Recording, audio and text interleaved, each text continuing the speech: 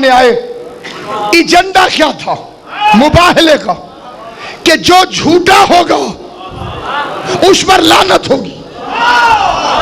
उसने लानत भेज दी, ईसाइयों ने वसूल नहीं की। जागो, हुसैन के वास्ता जागना। दाएं बाएं जिसके बंदे सोए हुए 1 मिनट के लिए जगाना। अल्लाह ने लानत भेज दी, ईसाइयों ने वसूल नहीं की। बताओ कहां गई? जागोगे तो पता चलेगा। मैं अभी खुरा ढूंढ के देता हूं तुम्हें लानत का। अल्लाह ने भेजी, ईसाइयों ने ली नहीं। लानत थी उसके लिए जो पंजतन के मुकाबले पर आए। ईसाई मुकाबले से हट गए। तलाश करो लानत गई कहा।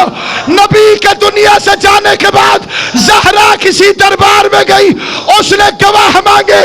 बतूल ने वो गवाह पेश किए जो मुबाहले में गवाह थे। उसने गवाहों को झुठलाया। फातिमा वापस आ गई। पता चला हक लेने नहीं गई थी, मुबाहला वाली लानत उसके वारिस के घर तक पहुंचा।